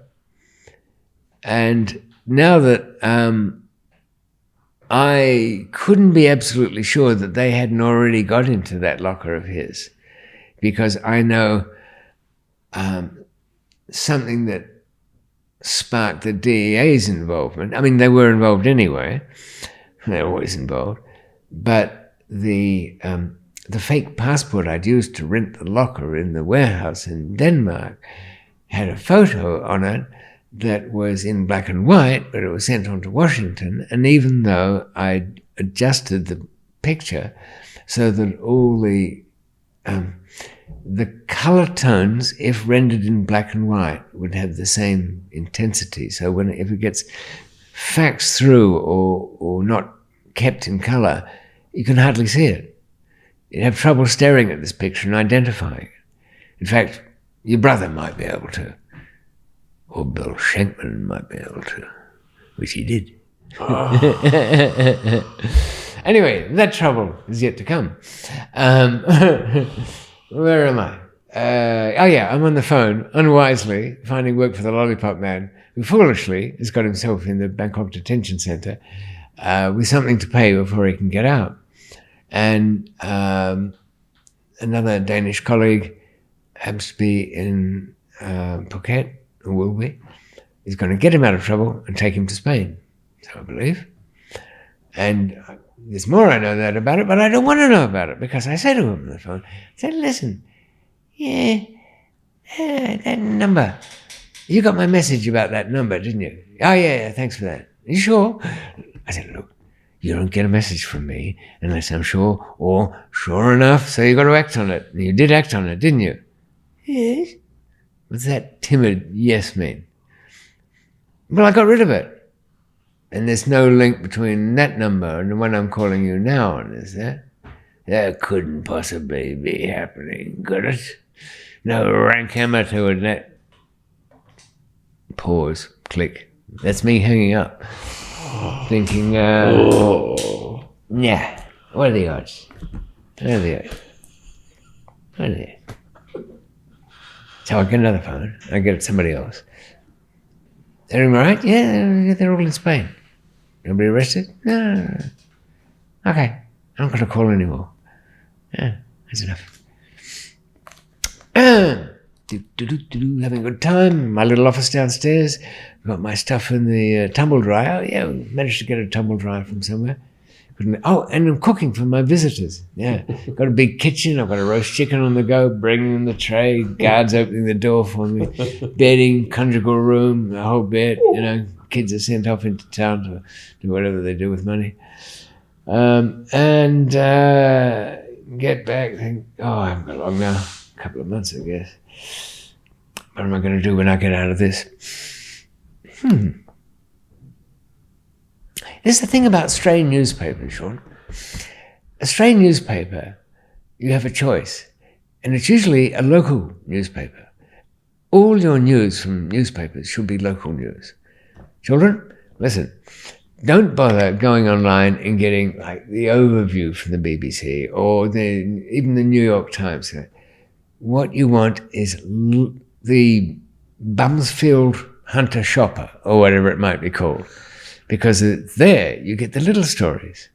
You know, a Croydon man picks his nose, or I don't know, Huddersfield woman sues boyfriend. Within all of that, the nose picker and the boyfriend, you're going to find out stuff, and the stuff will be relevant. And in this obscure, was it Spanish? I don't know, some foreign paper, a little one, though, local news. Somebody had it. It's a story about some guy being arrested driving around with a whole lot of Moroccan hash in the wheel rims of a car. Something about the car breaking down, and a lot of other stuff you don't believe. But, and there's a Danish connection to it. That was the part that, I mean, lots of people could be arrested in Spain. Danish connections? Anyway, I don't know anymore. I'm not calling anybody. No. Keeping off the phone. I'm just strolling around, minding my own business. And how do I know the dates so well of this? This was... Don't tell us Bill shows up. Well, I do, because things take a turn, in general speaking, for the world and everything. I had this strange wavy feeling that week. But it was like something not necessarily bad, but being carried on waves. And then I went upstairs, and there was the news in the living room, and some guy had crashed a light plane into a skyscraper in New York. You know, what was he doing flying around at that level in New York City? Then it wasn't a light plane. Then the second one happened, Twin Towers. 11. And that kind of occupied our attention for a bit. But because of this thing in Spain, it's kind of gone away. But has it? I don't know. I'm thinking it through. You do when you've got time on your hands. If the phone was tapped, if this was that, if that was the other, could they accuse me of somehow being involved? I mean, the Danes could do anything. So you don't get called up for things there. You know, if you've got hiccups, how you cure somebody's hiccups, you give them a scare, right? A scare? A scare, yeah, just say something scary, you know. Is your wife on the phone or something? When we were in the big house, if somebody had the hiccups, you know what we'd have to say to them? Sean, didn't you hear of the loudspeaker? You've been called up. The front office wants you. That's enough. You know, you're shitting yourself, because it's never good, and you don't want to know, and all of that. So when I was out looking at the same wall that the Hells Angels broke down in Bridgeless little prison some years before. They had a little breakout there, and they patched it up quite well. When I hear one of the guards is out there wandering around, and she's on the radio. Oh, David, could you go in? Somebody wants to speak to you. I said, nobody wants to speak to me. Now, I'm somebody that doesn't get spoken to. There's nothing, no information, nothing. I really don't want to go in there. And so I walk in there, and I'm fucked. Danish police are there, and you don't pass go, don't collect your tour, nothing. Just you're invisible. So, I won't go into all of that. It's depressing. But I end up... It's all of what? They charged me with being involved in the hashish run from there. On the boat? No, not the boat. The stuff that the lollipop man had in his car that he was sent by my other friend down there. Okay.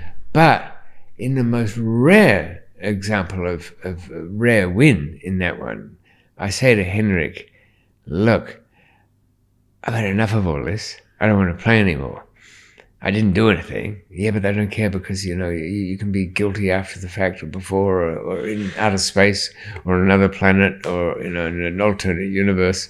This is Dane law. But I actually managed to get out of it. But they did disappear me. I mean, I must have a fondness for this thing. Some tiny prison up country somewhere. So for the last couple of months, I was there, and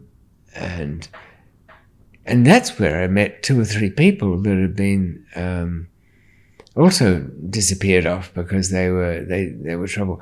The Syrian guy was there because he knew all these people and had contacts around the world. A Danish villain was there because he was too big and never got caught for anything, so they imprisoned him. And this is perfect, I said. We went down there. There was a couple of Polish guys working in the dungeon pressing out shirts or something, making all the money they could and sending it back home. There was a few other local village idiots. There wasn't even a kitchen. There was a guy came round from the local takeaway shop and used to give him some money to go and bring you a burger or something. Oh, damn fine burgers too. Kind of like the better part of a Burger King, substantial sort of thing, with toastiness of a kebab shop burger. I mean, as prison burgers go, this was top-end burger. It's funny, I don't remember the food, even when it's rotten. What are those noodles called? Ramen noodles? Prison currency and everything. Something you'll never forget to your dying day, will it, Sean? Anyway, here's the thing. We came out to, I think, we didn't always mix, and there was no real exercise there. There was no yard as such. But there was a couple of things. I think there was Easter and had come along, so we had they allowed us to order duck and have things and a lot of hideous traditional food. But me, the Syrian and the Danish guy took one look at each other. Hi. And that was it. We knew straight away we were worth knowing. Straight away. And I mean, there was a sort of politeness around it. I mean, a peculiar setting, wasn't it? We got last year's Christmas decorations on the Easter table, and this roast duck and a plum sauce and whatnot. And you've kind of, somehow, the dynamics of the table, the riffraff have all gone down there, and the 3 of us are at the top end. And the Syrian guys slipped me a little packet saying something over Christmas, not my kind of thing, but everything's my kind of thing in the right moment. I think you take half of it back, that'll kill me the rest. And sure enough, those 2 people I'd come to keep in touch with. But I mean, the Syrian had been in Thailand and had known that I'd left there or heard the story about it. But it was an extraordinarily small world. This is all that. We need to get some of these guys on the podcast. Look, I've tried. There's a couple of ex-Bangkokers. In fact, there's even a Facebook page of former, but they're so lazy, I think. I mean, if you've got to talk and you've got something vaguely distracting, if not amusing to say, do it on Sean's channel. That's what it's here for. You know who I'm talking about, you people. Lazy, hiding behind. Why? I know 3 or 4 of you, because you think I'm going to bring up the fact you've got rather young girlfriends for people of your age in your 70s. We say, good luck to them. If they can cut the mustard at that age, the fact they've got a 20-something-year-old, Thai or Filipino girlfriend, Do we judge? We do not, do we? No. We're almost at 2 hours, David. Have you got a cliffhanger to end this one on? I didn't even think, you know what? I've got, not that I need them, I've got like to section 1 of this is great. where This I wanted gets to get us another to. 10 parts out of you. Yeah, well. Okay, so now I have flown back in to the UK, having, you know, it wasn't a lot in time. 18 months I spent fooling around with this nonsense. And I couldn't even be bothered going back to see my brother or, you know, Jeanette. Or I had some friends who lived down on the coast, Littlehampton was. And I was, you know, the guy I told you who died in the hotel room. It was his parents' place, yeah. And they put me up. I don't think it'll be so welcome there these days. I mean, I'm not to blame for the world's sins. Just because you've lost somebody to their own sporting recreation was not at my hand or my fellows. Everything I have dealt with comes with a warning. Should be doing something else, you fools. Anyway, I mean, when it's all legalized, I'll have to deal with it one way or another, won't I? Right. So I was staying at the parents' place up in the loft, which had been a conversion, sitting in an armchair evenings, having brandy on the rocks with a little lemon juice, staring over at the channel and keeping an eye on the French, as all proper Englishmen do. They can't be trusted, can they, the French? So we need to keep an eye on them. And there I was. What? You say we haven't been invaded by the French lately? I'm just wondering whether we can even say that on YouTube these days. Well, the French, no, they're all right. I love the French. Snail-eating frog jumpers, I mean, so what? I like the l'escargot. Huh? Let's go for escargot, I always say. Anyway, I know, look, we have never been invaded by the French. They haven't raised a sword against us in recent times. But I did my time looking out, so, you know, don't thank them. I did love reading Napoleon stories when I was incarcerated. Oh, yeah, he was too big for his boots. He was a hell of a character. He got a kind of traditional English end, though, didn't he? Where was it? On Elba. St. Helena. Yeah. Sent off there to rot. Yeah, so I tired of all, I didn't tire, but I could have sat there staring at the channel forever. But I needed to, you can imagine how much is burnt.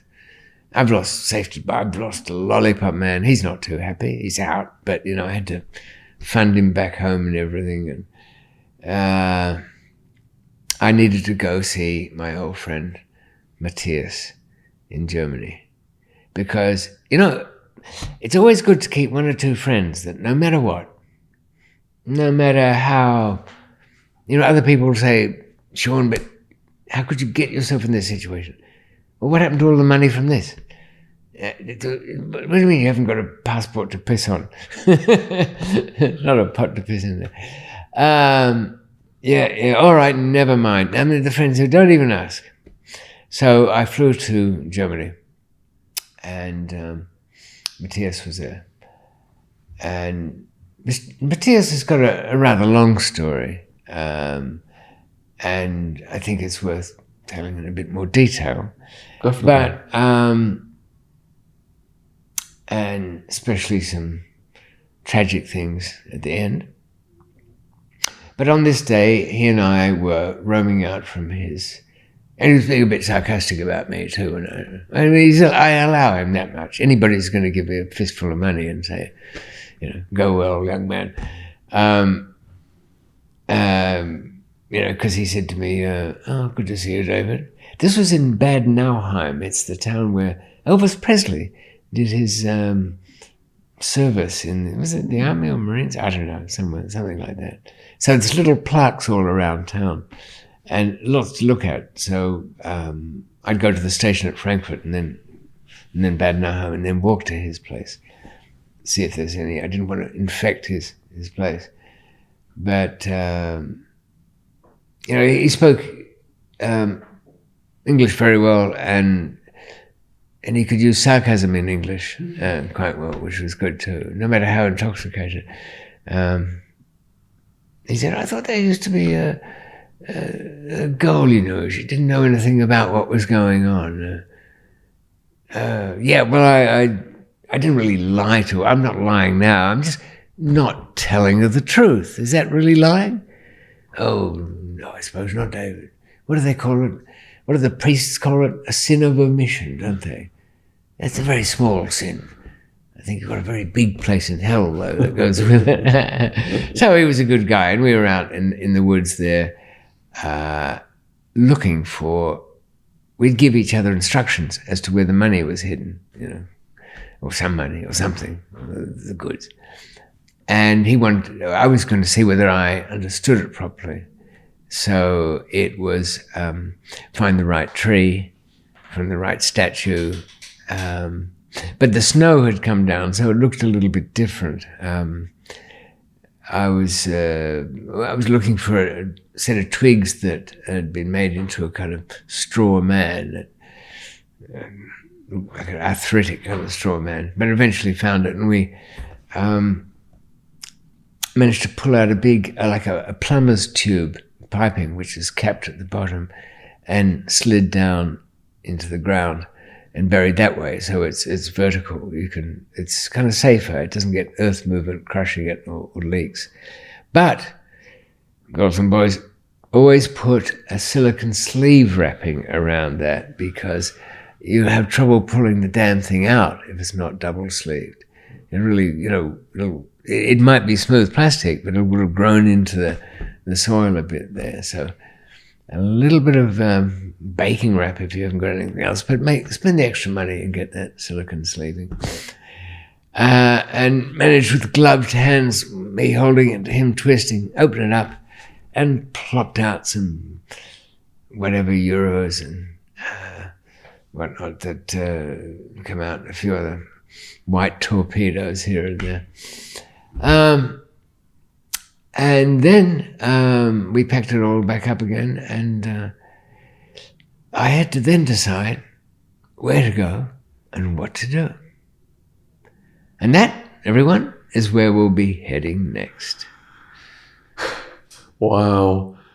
Absolutely fascinating, the level of detail that David just layers down into his stories, and his amazing voice as well, that you can now get his audiobook and listen to him. I think I'll be Aleppo once Insiders finish with me. They asked me for some grubby details about things, which I gave them.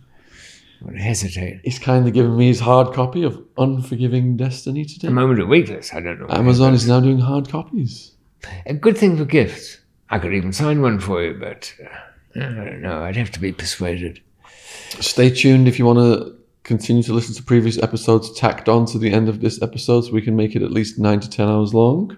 Otherwise, it's shameless, really. Otherwise, listen, if you start screaming after about hour 5 or 6, don't worry about that. The CIA used just this same material to get recalcitrant troublemakers to talk. But if you do want to do it all in chronological order, we would recommend the David McMillan box sets. We'll put those links in the description box below the video. You've got box set 1, episodes 1 to 5. You've now got box set 2, episodes 6 to 10. And soon we'll be on box set 3, David. Yes. And really? I didn't know that. I haven't kept track. Or if you want something a little more insane, you could go to my channel, YouTube thing. You'll find it if you look. And where I discuss whatever takes my fancy. And your channel link will be in the description box if you're watching this on YouTube, if you're watching this on Spotify, iTunes, etc. If you're listening to it. What's the name of your channel? I don't even know. David McMillan. David McMillan? Yeah, it is. It's pretty easy to find. Mind you, if you put in search my name, all I get is your name. So, serves me right for coming. But still, no, there's always different little themes that... you see, I don't take advertising or... and my thumbnails are crap. And I don't do the algorithm justice by having titles that are kind of weird and meaningless. And even Monty Python would shrug at it. So they don't pay any attention to what I say. Nobody cares. Yeah, I've named somebody this week and lambasted them over something. Oh, yeah, I had one about how to kill Putin. Okay, thank you for watching episode 13. Thank you for watching episode 13. Please let us know in the comments what you thought about this video. And please go over to David's channel and support his important work over there and watch his other videos with content we can't discuss on this channel. No, we got banned content. Give us a hot hug, old boy. Oh, Yes, thank you very much. Okay, sure. Woo!